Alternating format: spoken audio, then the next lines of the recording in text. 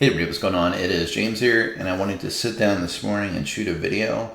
This is going to be kind of a bit of a brain dump video because it's a little after 3:30 in the morning, and I just woke up. I'm going on I'm doing a 90-hour water fast, and I'm trying to get my sleep schedule back on track because I've been kind of out of whack.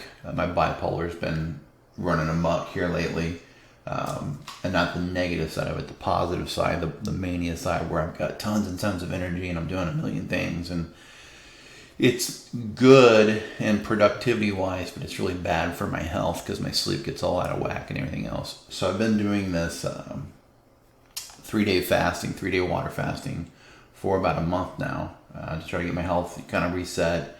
And, well, not water fasting, I've been drinking diet soda, which I shouldn't have, but it was better than nothing.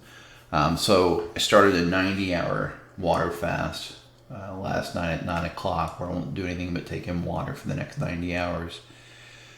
Went to bed at 9 o'clock, so I woke up at 3 o'clock this morning, and I figured I'd sit down and kind of do a bit of a brain dump and just hopefully share some as cliche as it sounds, some value with everybody.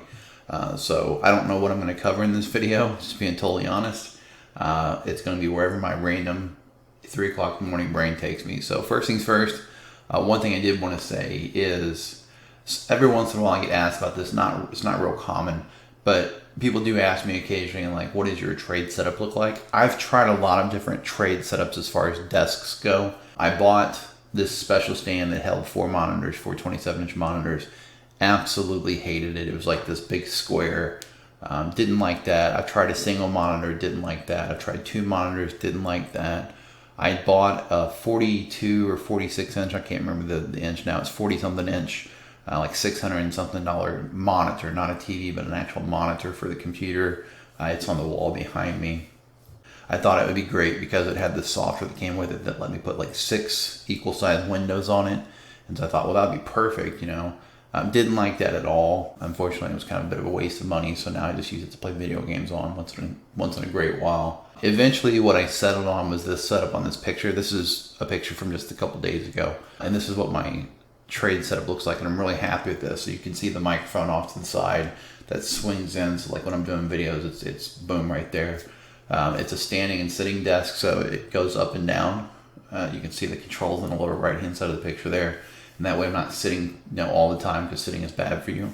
And if you're like, oh, sitting's not that bad, it is. When I broke my neck in 2019, one of the things they told me was it was from sitting too much.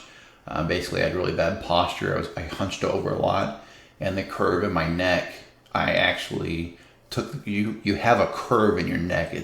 Your neck is actually like curves back. If you look at your actual spine, mine's straight like an arrow because I've leaned forward for so many years at my desk. So sitting is really, really bad for you. Posture is really, really important. Didn't know how important it was until I broke my neck. So if you don't have a standing desk, I'd recommend checking one out.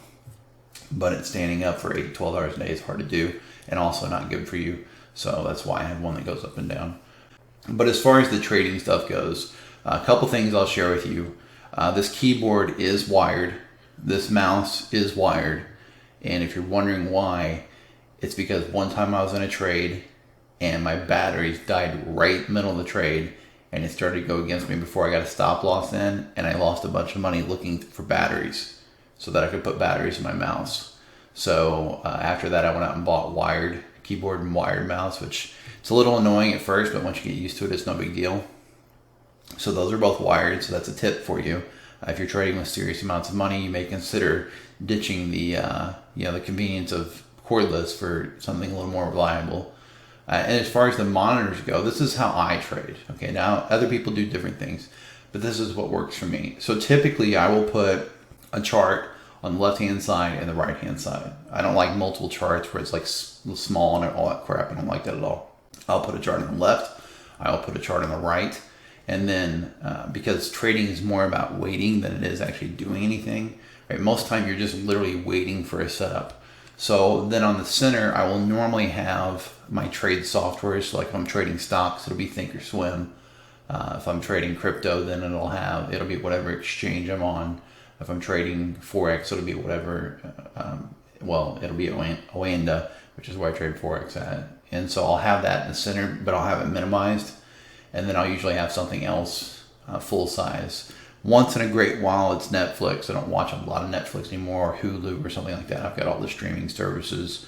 My wife and daughter like that stuff, although they don't watch a lot of TV either, really. But sometimes I try to be a little bit more productive. So like here recently, I've been learning Unreal Engine, which is a game development platform. A lot of people watching this video will know what it is. If you don't, it's a game engine. So that's kind of what it works for me, right? I'll be kind of doing something, but then watching the left and right hand side charts for specific setups to come in. And then when the setups come in, I'll take the trade.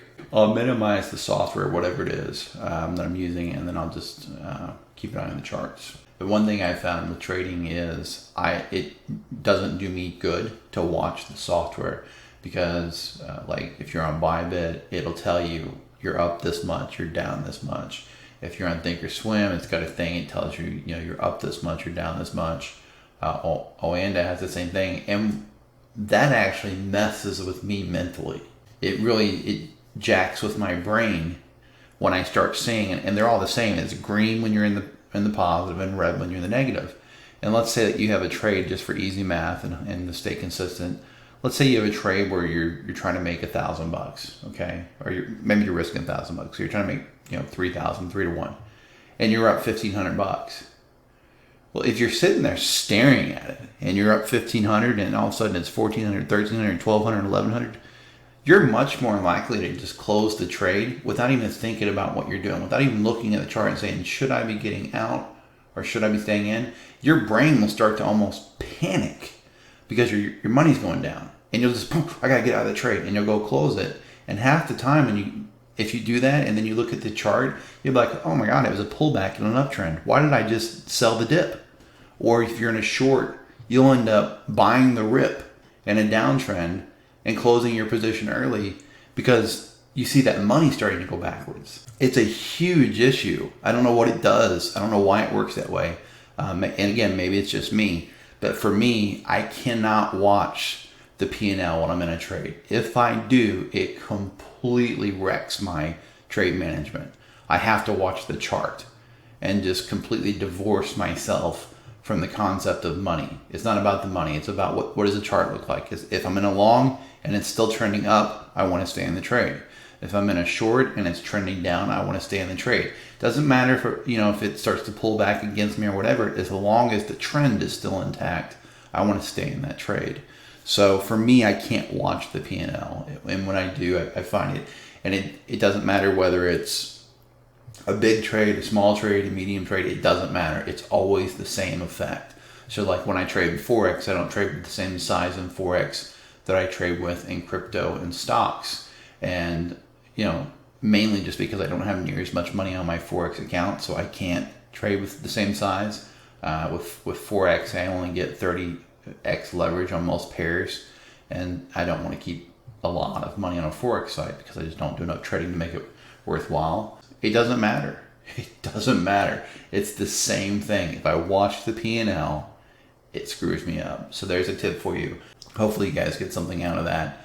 The other thing that I would say is, if you are going to be a trader, like a legitimate trader, it's what you're going to do for a living, you better figure out what you want to do with your life. And I know this is kind of like, it sounds like hocus pocus. It sounds like off the beaten path. Like people don't talk about this stuff.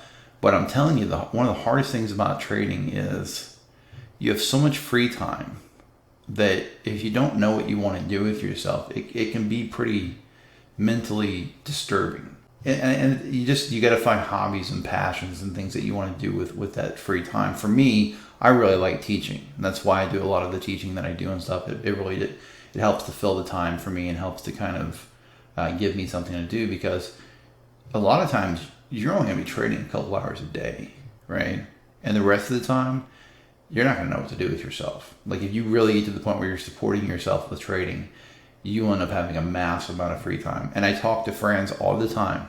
They're like, oh yeah, man, no, if I had free time, I'd always be doing something. I'd never be bored. You will. I promise you will. Within a few months, most people will burn through all these things they think they want to do. And you'll find yourself going through a very deep philosophical, what's the purpose of life type of conversation with yourself.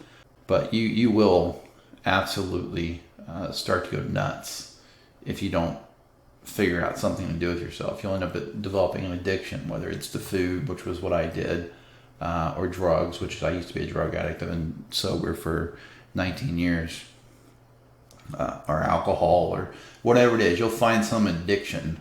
You just really got to keep yourself centered. One thing I would also say is if you want to be a successful trader, try to keep your liabilities down. If you want to buy stuff that's like fancy and fun and all that, like the cars and all that, I really don't think there's anything wrong with that. I'm more of a minimalist myself, just because I had successful businesses in the past, and I kind of did the money thing, like buying stuff that was, higher end, and it didn't bring me, any additional happiness or anything like that. But I think for people who may be experiencing like wealth, or whatever you want to call it, for the first time, I really don't think there's anything wrong with rewarding yourself with that stuff. I would just say pay cash for it. And I know some people would argue and say, well, no, because if you finance it, you can use the money in the market and make more in the market. Woulda, coulda, shoulda, maybe, right? Maybe, or maybe you'll put it in the market, make a mistake, and lose it all, and then you're stuck with a $1,500 a month car payment, or $3,000 a month mortgage, whatever the case is, that you can't afford. So if you want to go out there and buy fancy stuff, I would say make sure you can pay cash for it. And there's nothing wrong with that. That's what you want to do with your money.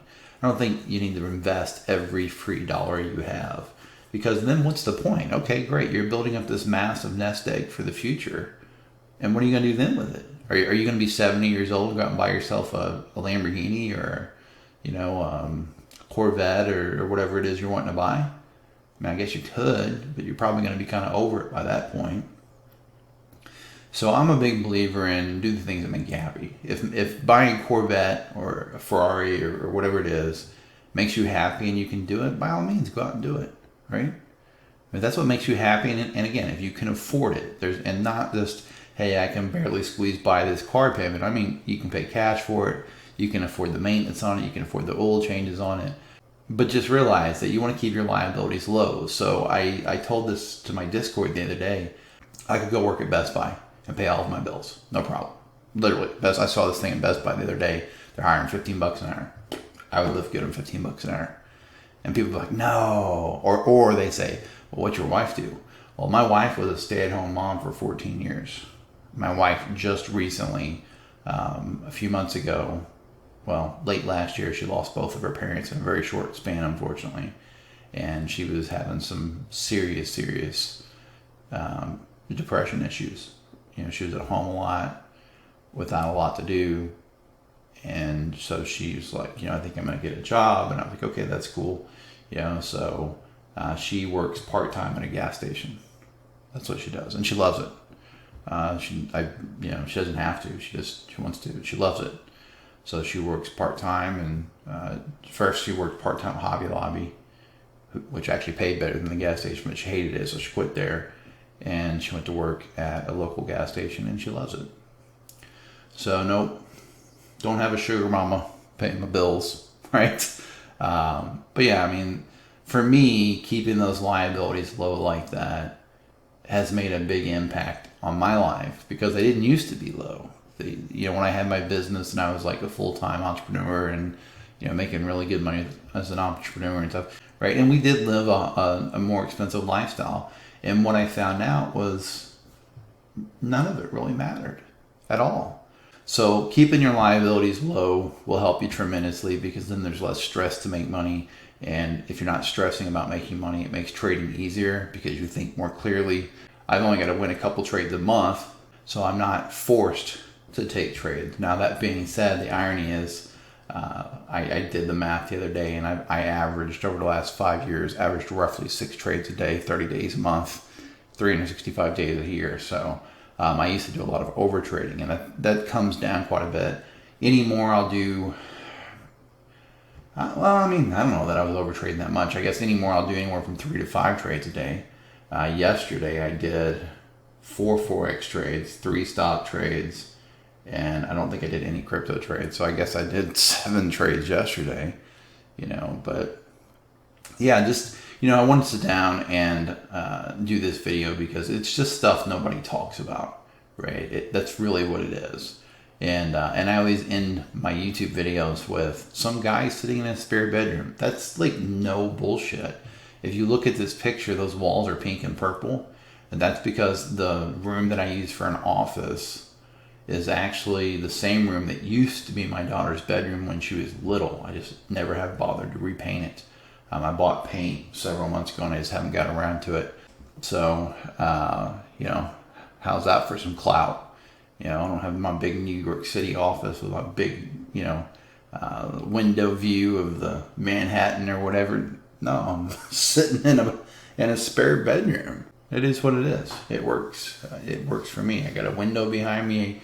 I got like some woods behind my house, and so there's birds out there chirping all the time, and sunlight coming in, and it's great. That's what I would say though.